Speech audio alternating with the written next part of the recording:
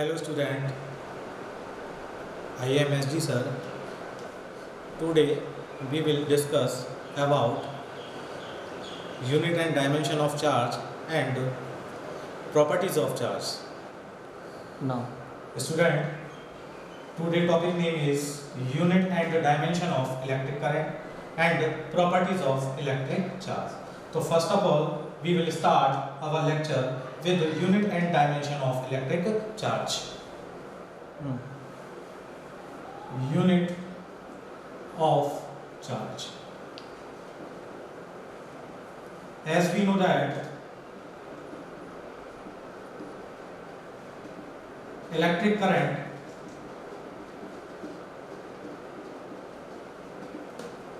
I is equal to Q upon T. Then Q is equal to I into T. We know that SI unit of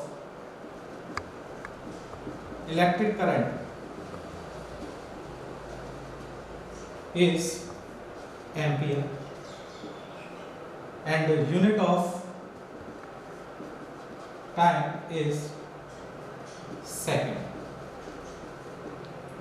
Then unit of charge Q is equal to I के लिए अपन ampere use करेंगे and time के लिए अपन use करेंगे second. So that unit of charge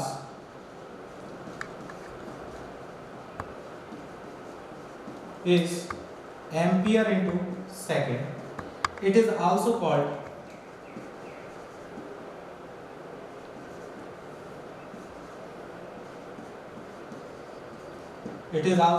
coulomb.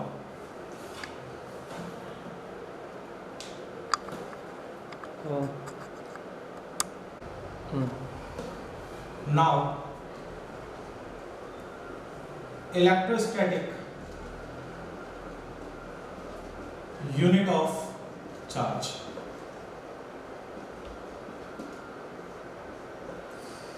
तो बच्चों, जो charge की इलेक्ट्रोस्टैटिक यूनिट होती है जिसको अपन शॉर्ट में बोलते हैं ESU यूनिट, तो चार्ज की ESU यूनिट होती है स्टैट कूलम.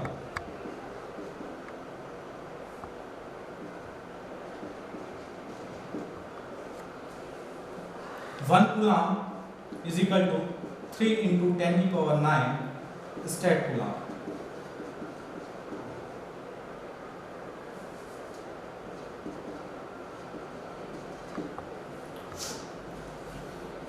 स्टेट कूलम ये यूनिट कब काम में आएगी? जब आपका चार्ज रेस्ट में होगा.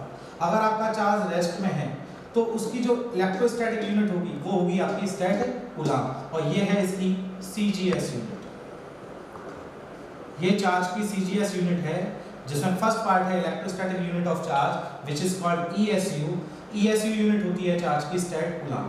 एक coulomb is equal to 3 into 10 की power 9 stat coulomb. Now electromagnetic unit of charge.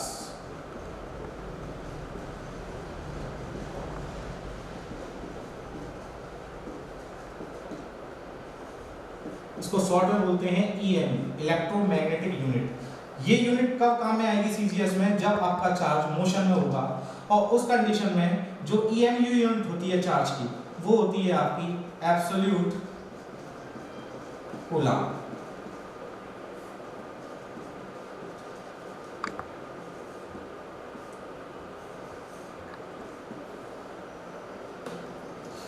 तो बच्चों, चार्ज की जो CGS यूनिट होती है उसको दो कैटेगरी में डिवाइड किया हुआ है अपन ने, electrostatic unit of charge and electromagnetic unit of charge. Electrostatic unit मतलब चार्ज आपका जब रेस्ट में होगा तो उसकी यूनिट क्या होगी? वो होती है स्टेट कूलम, और एक कूलम में 3 into 10 की पावर 9 स्टेट कूलम होते हैं. अगर आपका चार्ज मोशन में है तो उस कंडीशन में आपकी जो इलेक्ट्रोमैग्नेटिक यूनिट है वो होती है इसकी एब्सोल्यूट कूलम. बच्चों, अब अपन डायमेंशन ऑफ चार्ज देखेंगे.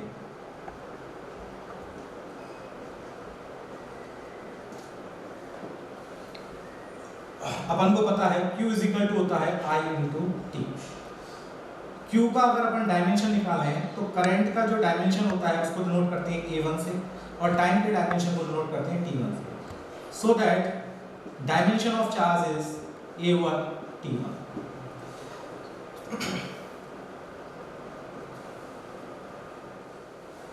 अब हम देखते हैं कि चार्ज की बिगर यूनिट कौन सी है, सबसे बड़ी यूनिट कौन सी है, बिगर यूनिट ऑफ चार्ज। तो चार्ज की सबसे बड़ी जो यूनिट होती है, सबसे बिगर जो यूनिट होती है वो होती है फैराडे। एक फैराडे में 96,500 कूलम होते हैं और ये चार्ज की सबसे बड़ी यूनिट है। Another unit of charge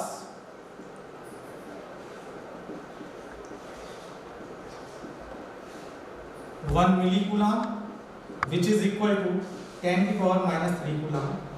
1 microcoulomb is equal to 10 to the power minus 6 coulomb. 1 nanocoulomb 10 to the power minus 9 coulomb. 1 picocoulomb 10 to the power minus 12 coulomb. This is another unit of charge. Charge is a scalar quantity.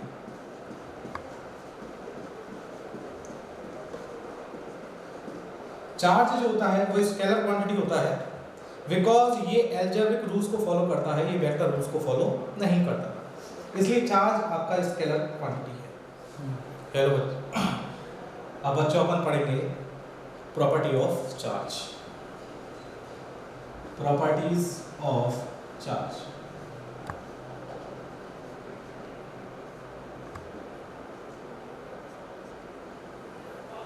There are many properties of charge. One by one we will discuss. First property है like charge repel each other while unlike charge attract each other. मतलब same nature के अगर charge हैं तो वो एक दूसरे को रिपेल करेंगे और अगर अपोजिट नेचर के चार्ज हैं तो वो एक दूसरे को अट्रैक्ट करेंगे। इसको अपन डायग्राम से समझते हैं। सपोज अपने पास दो बॉडी हैं, इस बॉडी पे पॉजिटिव चार्ज है, इस बॉडी को नाम दिया A और इस बॉडी को नाम दिया अपने B। दोनों बॉडी A और B पर सेम नेचर का चार्ज है, इस पे भी पॉजिटिव चार्ज है और इस पे भी पॉजिटिव चार्ज है। अब सेम नेचर का चार्ज होने की वजह से ये दोनों एक दूसरे को रिपेल करेंगे। B इधर मूव करेगा और A इधर मूव करेगा, तो इनके बीच में क्या हो रहा है, रिपल्सन हो रहा है। सिमिलरली दो बॉडी ली मैंने A और B, इस पर नेगेटिव चार्ज और इस पर भी नेगेटिव चार्ज। अभी भी दोनों पे सेम नेचर का चार्ज है, इस पे भी नेगेटिव चार्ज है और इस पे भी नेगेटिव चार्ज है, तो ये भी एक दूसरे को क्या करेंगे, रिपेल करेंगे। तो यहाँ रिपल्सन होगा। इसी तरीके से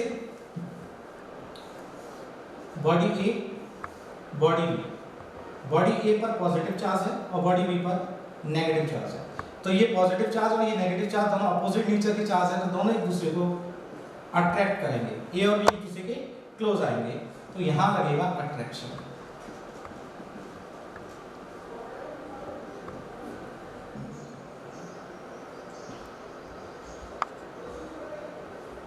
सेकंड प्रॉपर्टी ऑफ चार्ज है charge is a property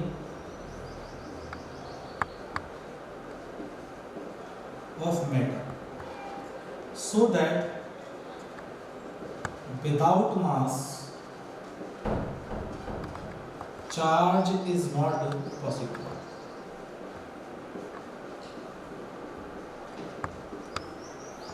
charge जो प्रॉपर्टी है वो मैटर की प्रॉपर्टी है, तो अगर मास नहीं है तो कभी भी चार्ज नहीं हो सकता। मैं आपको इसको इस तरीके से बता सकता हूं कि मान के चलो प्रोटॉन है, प्रोटॉन एक चार्ज पार्टिकल है, इस प्रोटॉन का जो चार्ज होता है वो होता है 1.6 इंटू 10⁻⁻19 कूलम, और इसका जो मास होता है वो होता है 1.67 इंटू 10⁻⁻27 केजी। तो अगर चार्ज है तो डेफिनेटली उस पार्टिकल का मास भी होगा। इसी तरीके से इलेक्ट्रॉन, इलेक्ट्रॉन भी एक चार्ज पार्टिकल है, और इलेक्ट्रॉन का जो चार्ज होता है वो होता है -1.6 इंटू 10⁻⁻19 कूलम, और इसका जो मास होता है इलेक्ट्रॉन का वो होता है 9.1 इंटू 10⁻31 केजी। तो इन दोनों एग्जाम्पलों से अपन को ये पता लग पा रहा है कि अगर चार्ज है तो उस चार्ज का डेफिनेटली मास होगा, जैसे यहाँ प्रोटॉन का मास है और यहाँ इलेक्ट्रॉन का मास है।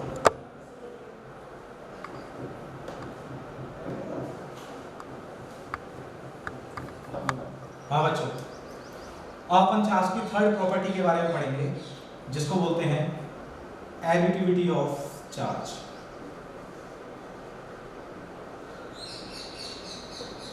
एडिटिविटी ऑफ चार्ज क्या है, इसको देखिए।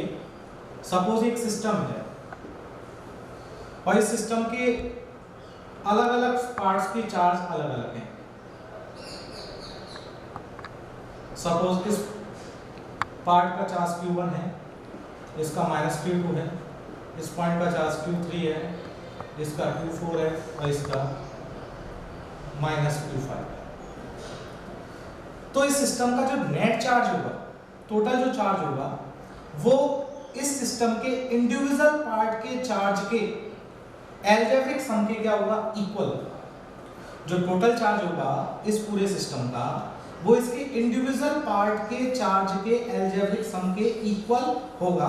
तो टोटल चार्ज ऑफ सिस्टम क्या होगा, यहाँ पे total charge of system Q is equal to, पहले पार्ट का चार्ज है Q1, एल्जेब्रिक सम करना है तो प्लस, दूसरे पार्ट का चार्ज है -Q2 प्लस तीसरे पार्ट का चार्ज है Q3, अगले पार्ट का चार्ज है Q4 और उसके अगले पार्ट का चार्ज है -Q5। Then Q is equal to Q1 -Q2 plus Q3 plus Q4 -Q5। ये नेट चार्ज होगा किसका, इस सिस्टम का। एडिटिविटी ऑफ चार्ज को अपन एक एग्जांपल से समझते हैं, न्यूमेरिकल से समझते हैं। सपोज ये सिस्टम है, इसके इस पॉइंट का चार्ज 1 कूलम है, इस पॉइंट का चार्ज -2 कूलम, इसका -3 कूलम, इसका 4 कूलम और इसका 5 कूलम। तो find out total charge of system. तो बच्चों, according to additivity of charge, इस सिस्टम का जो नेट चार्ज होगा वो इसके इंडिविजुअल पार्ट के चार्ज के एल्जेब्रिक सम के इक्वल होगा। तो मुझे बताइए Q इज इक्वल टू, इस पॉइंट का चार्ज कितना है 1, इसका -2, इसका है -3 प्लस 4 प्लस 5। जब अपन इसको सॉल्व करेंगे तो 5 कूलम इसका नेट चार्ज होगा। Fourth property of charge is invariance of charge. Invariance of charge, इस प्रॉपर्टी का क्या मतलब है कि charge does not depends on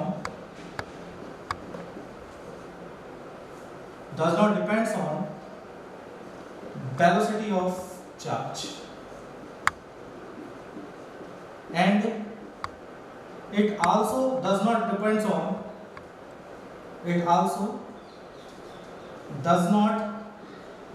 on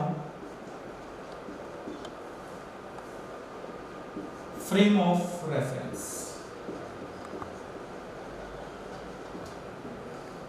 invariance of charge बोलता है कि आपका जो चार्ज होता है वो कभी भी चार्ज की वेलोसिटी पे डिपेंड नहीं करता। अगर चार्ज रेस्ट में है तो वही अमाउंट का होगा, और अगर वही चार्ज मूव करने लग जाए तब भी उसका वही अमाउंट होगा। और चार्ज कभी भी फ्रेम ऑफ रेफरेंस पे भी डिपेंड नहीं करता। मान के चलो कोई बॉडी है आपकी अर्थ पे है, और अर्थ पर कोई बॉडी है, इस बॉडी पर 5 कूलम चार्ज है। अगर इसी बॉडी को मैं अर्थ से मून पर ले जाऊं तो अभी भी इसका चार्ज कितना रहेगा? 5 कूलम। दूसरी बात, मान के चलो एक बॉडी है 5 कूलम चार्ज की जो अभी रेस्ट में है। अगर यही बॉडी 5 मीटर पर सेकंड की स्पीड से मूव करने लग जाए तो इसके चार्ज पर कोई भी इफेक्ट नहीं पड़ेगा। मतलब चार्ज कभी भी बॉडी के मोशन पर डिपेंड नहीं करता। लेकिन बच्चों में एक इंपॉर्टेंट बात अगर आपको बताऊं, mass depends on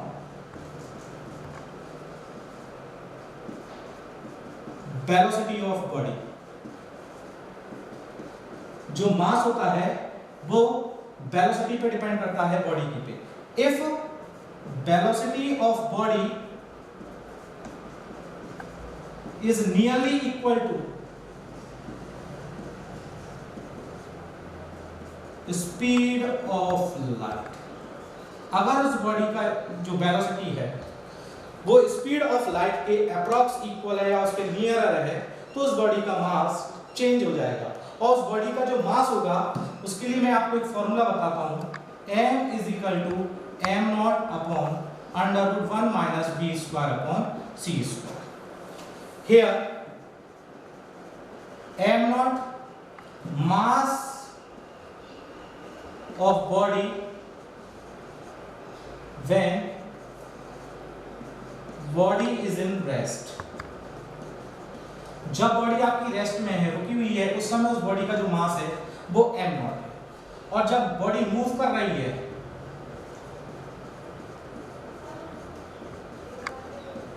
when body is moving, और जब बॉडी मूव कर रही है उस समय उस बॉडी का जो मास है वो m है। Here v is speed of body and c is speed of light। 3 into 10 to the power 8 meter per second, this is the value of speed of light। Here v is nearly equal to speed of light।